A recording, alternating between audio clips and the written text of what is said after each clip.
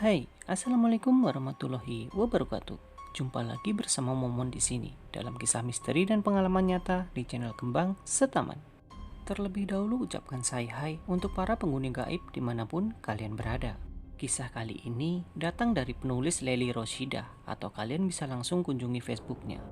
Dan jangan lupa follow juga akun penulis ya. Tapi sebelum kita lanjut ke cerita, berikan dulu jempol kalian dengan cara like, komen, dan subscribe untuk menambah daya magis pada channel ini. Kisah kali ini dengan judul Gangguan Umusimbiat. Tanpa harus berlama-lama, mari kita tebar misteri. Tahun ketiga pernikahanku, pertanyaan kapan hamil terasa menjadi momok seram bagiku.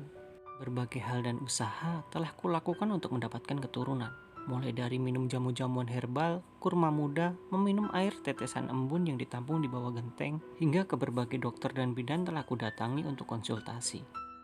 Namun, tetap saja tak ada hasil. Padahal, tak ada masalah kesehatan atau reproduksi yang mengganggu aku dan suami. Semua terlihat normal, bahkan tergolong subur. Untuk itulah, suami memintaku berhenti bekerja agar tidak terlalu capek. Sebab kata dokter, bisa jadi karena terlalu lelah membuat hormon jadi tak tentu. Meskipun merasa tak rela, aku pun pasrah menurutinya. Apalagi desakan dari ibu mertua yang ingin segera menimang cucu membuatku mengalah pada keadaan. Usia mertua yang mulai senja memaksanya tak sabar untuk melihat keturunan dari suami. Hampir setiap hari mereka mengunjungiku, bahkan menentukan makanan dan gizi yang bagus untuk kami berdua. Disa, jangan terlalu banyak makanan berminyak. Nggak bagus. Disa, kamu nggak beli buah. Buah itu penting buat tubuh. Jangan terlalu banyak keripik dan micin. Aku hanya bisa menelan semua ocehannya dengan takzim. Risih rasanya, apalagi cerewetnya. Namun, suami selalu meredam amarahku agar bisa lebih menerimanya. Aku hanya bisa melengkungkan senyum ketika dilarang dan disuruh ini itu oleh ibu mertua. Tak terasa rasanya 1 tahun telah berlalu. Aku bahagia sekali rasanya ketika mendapatkan garis 2 di alat tespek yang sedang kupegang. Kututup mulut dengan tangan seakan tak percaya. Penantianku selama 4 tahun ini rupanya tak sia-sia. Tangisan haru bahagia menyelimuti aku dan suami pagi itu. Ia memelukku erat dan menghujani keningku dengan kecupan bertubi-tubi. Tak sabar rasanya memberitahu keluarga tentang kabar istimewa ini. Orang yang paling bahagia tentunya adalah ibu mertuaku. Bahkan saking bahagianya, ia seperti kehilangan napas saat kusodorkan hasil tespek padanya. Ia melompat kegirangan seperti anak kecil.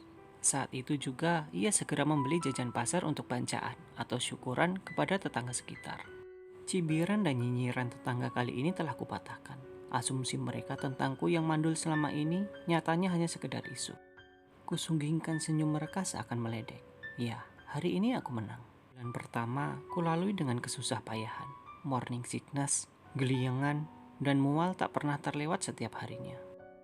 Bahkan saat makan pun selalu kumuntahkan kembali. Badan terasa lemas seperti orang sakit. Terkadang pusing tak tertahan membuatku malas beraktivitas. Hingga bulan kedua, masalah ini masih mengganggu. Kulalui semua dengan perasaan ikhlas. Menikmati hari-hari trimester pertama meski terasa begitu berat. Namun saat bulan ketiga, aku sudah mulai terbiasa dan lebih kuat.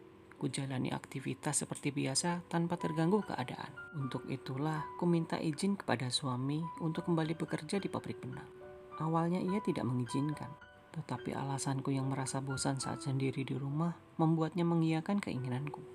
Toh, jam bekerjanya pun juga selalu sama, sebab tak ada sip bagi buruh wanita, dimulai pukul 8 pagi sampai jam 4 sore. Nanti, kamu berangkat dan pulangnya gimana, Disa? Mas kan juga harus bekerja, keluhnya dengan nada khawatir. Aku bisa sendiri, Mas. Dulu kan juga begitu, tepisku memantapkan. Ia pun akhirnya mengangguk pasrah. Semua terlihat berjalan normal tanpa kendala. Kesibukan bekerja membuatku lebih sehat dan bugar. Berat badanku mulai naik seiring berkembangnya janin. Kata dokter, ini awal yang baik. Harus bisa mempertahankan keadaan ini sampai bulan-bulan berikutnya. Suatu sore di pabrik, mesin tiba-tiba macet, membuat pekerjaan jadi agak melambat. Jam pulang pun bergeser 1 jam dari biasanya. Pada pukul 5 sore, kami para buruh pabrik baru bisa berhamburan keluar. Aku mendengus lesu, mengangkat tangan kiriku untuk melihat jam di pergelangan tangan. Sedangkan waktu yang kubutuhkan untuk sampai di rumah adalah setengah jam. Siratan warna oranye di langit sudah mulai menyembul, menandakan akan beralihnya waktu. Dengan mengendarai motor metik, kupacu kuda besi ini sedikit lebih cepat. Mencoba menyalip waktu agar belum sampai maghrib bisa sampai di rumah. Lagi pula, aku tak mau Mas Wahyu khawatir menungguku yang tak kunjung pulang. Tatkala melewati makam desa, aku sedikit bergidik. Suasana senja yang sepi dan lampu redup temaram membuat bulu kuduku meremang. Tengkuk terasa dingin seperti ditiup dari belakang. Pekikan suara burung malam menggema dan terasa berputar-putar di atas kepalaku. Kurasakan sedikit janggal ketika beban motorku terasa berat. Meski ku coba menekan gas lebih dalam, nyatanya tak mampu memacunya lebih cepat. Aku menoleh mengedarkan pandangan. Tak kutemukan siapapun di jalanan yang lengang ini. Suasana mendadak hening. Bahkan suara speaker masjid yang tadi bertalu-talu melantunkan siiran seperti lenyap begitu saja. Ditambah dengan merebaknya harum Kamboja yang begitu menyengat, menambah sempurna kehororan sore itu. Aku terpekik kaget saat menemukan sosok perempuan telah duduk di boncengan belakang dari kaca spionku. Rambutnya beruban panjang menutup wajah dengan pakaian putih yang lusuh. Irama napasku mulai kembang gempis. Kenapa tak ada seorang pun yang lewat saat ini? Mataku membelalak saat kurasakan perutku dicengkram dari belakang. Sakit! Aku berteriak sekuat tenaga. Kedua tanganku yang mencengkram setir kemudi terasa basah oleh keringat dingin. Kutekan kembali gas lebih cepat dan dalam. Namun, sepertinya ban motorku berputar cepat di tempat itu tanpa bisa melaju. Bahkan seperti melayang. Pikiranku pun melayang entah kemana. Kupejamkan mata erat, berharap semua ini hanya imajinasiku saja. Hingga saat kubuka mata kutemukan diriku sudah berada di kasur kamar sendiri. Dengan tergopoh, Mas Wahyu suamiku mendekat, memberondongiku dengan banyak pertanyaan. Aku pun bertanya balik, kenapa aku bisa sampai di sini, padahal tadi masih berada di atas motor. Katanya, warga yang pulang dari musola sehabis maghrib menemukanku terkapar di depan pintu makam bersama motor. Beruntungnya ada yang mengenaliku dan segera mereka menghubungi Mas Wahyu. Ia bersyukur tidak terjadi apa-apa padaku, terlebih lagi kandunganku, bayi impian kami. Pada malam harinya, kurasakan desakan di kandung kemih meminta untuk dikeluarkan. Aku pun terbangun, mengerjapkan mata untuk bersiap. Di saat itu pula, samar kulihat bayangan seseorang berada di pojok tepi kasur. Apa aku berhalusinasi? Lampu kamar yang kumatikan membuat pandanganku kurang fokus. Kugosok pelan mata agar memperjelas pandangan.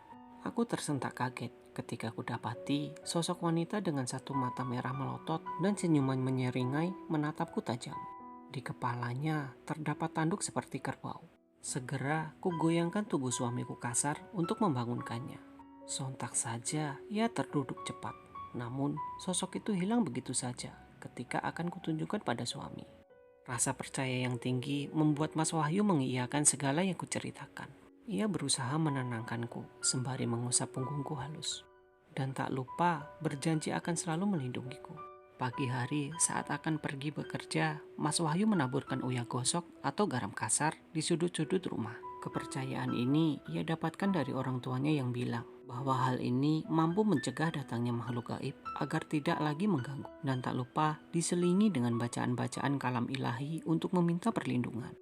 Namun ternyata gangguan itu belum selesai, bahkan semakin intens. Hampir setiap hari wanita itu selalu datang.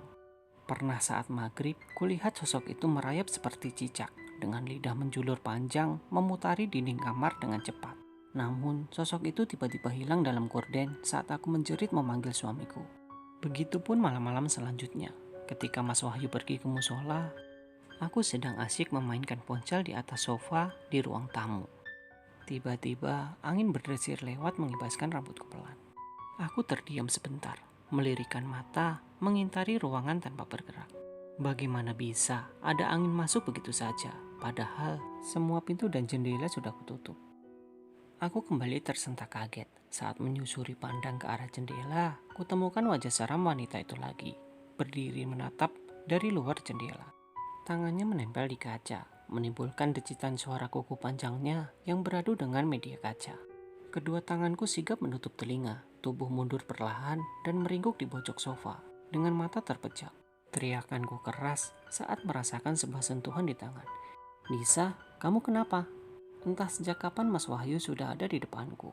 Bahkan suara ayunan daun pintu yang terbuka tak kurasakan sebab kengerian suasana itu. Pernah juga saat sore hari sepulang kerja, karena terlalu lelah, aku tidur tanpa membasuh tangan dan kedua kaki terlebih dahulu.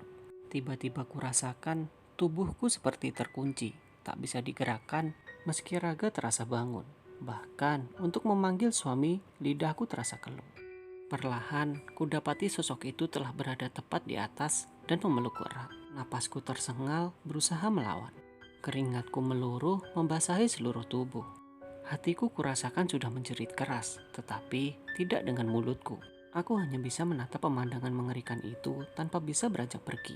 Beruntungnya, Mas Wahyu segera datang ketika makhluk itu hampir mencengkeram perutku.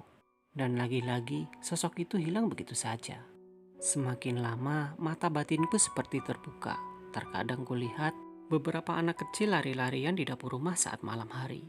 Suara cekikikan mereka terasa sangat mengganggu. Tidak hanya itu, pernah pula aku terhentak kuat saat melihat sosok hitam besar menempel di langit-langit kamar mandi. Matanya merah menyala dengan seringai tajam, membuat tubuhku lemas seketika aku menatapnya. Aku jatuh terduduk dan berteriak keras saat itu juga. Mas Wahyu sangat mengkhawatirkan kondisiku.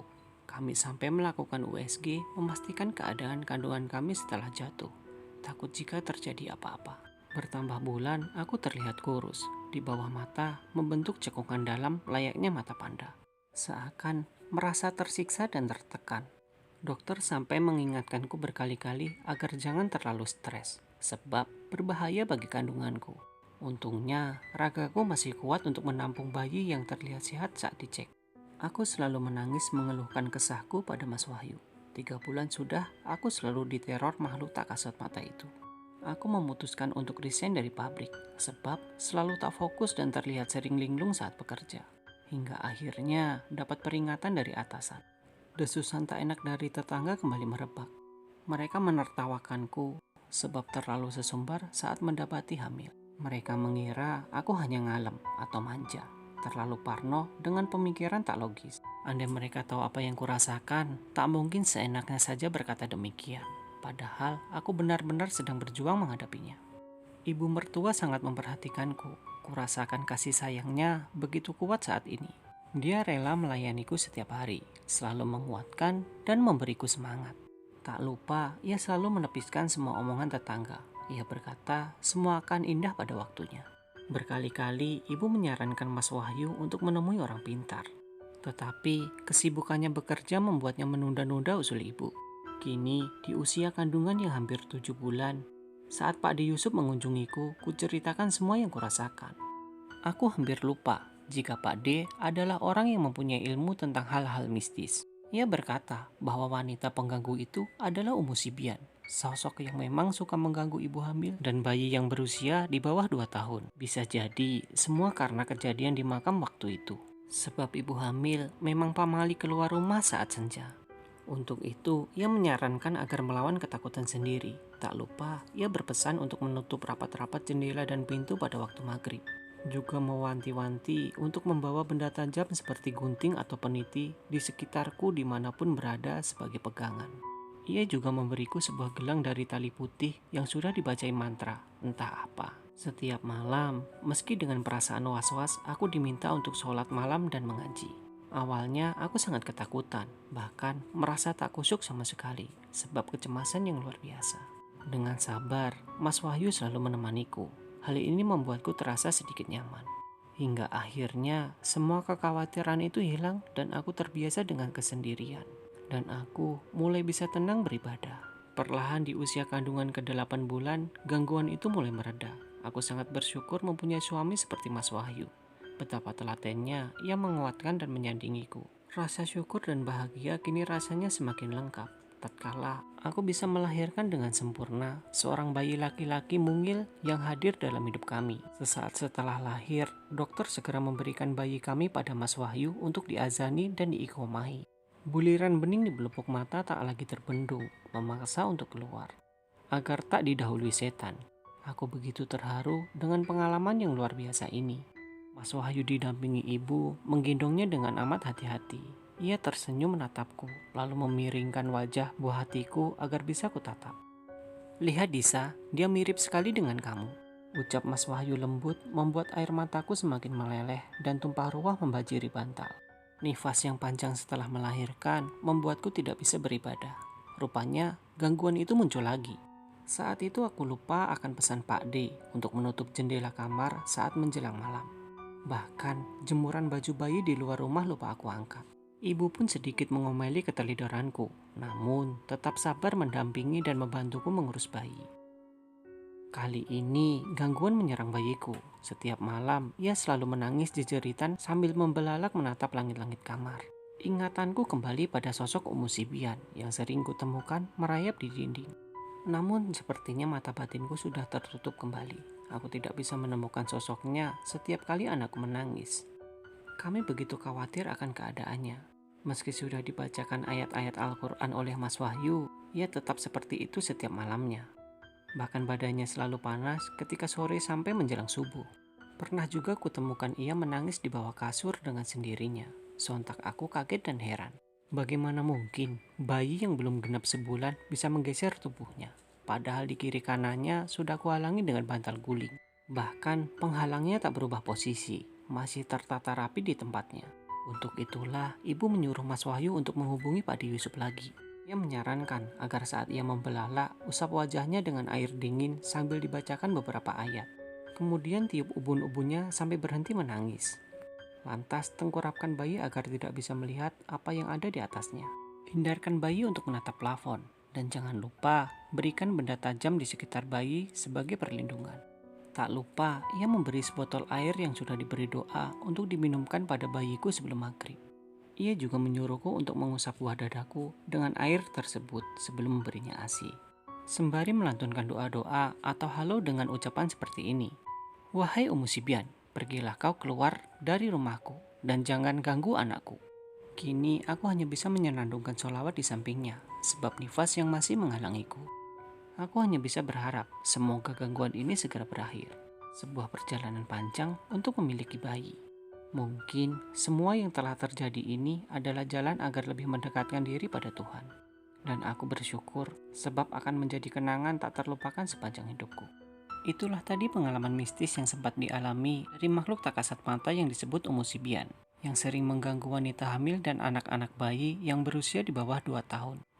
Terutama pada waktu senja. Semoga peristiwa ini tidak terjadi pada kita semua. Terima kasih sudah mendengarkan kisah ini. Semoga bermanfaat untuk temani harimu bersanding hidup dengan makhluk-makhluk dari dunia lain. Dan teruslah menebar misteri. Salam Kembang Setaman. Wassalamualaikum warahmatullahi wabarakatuh.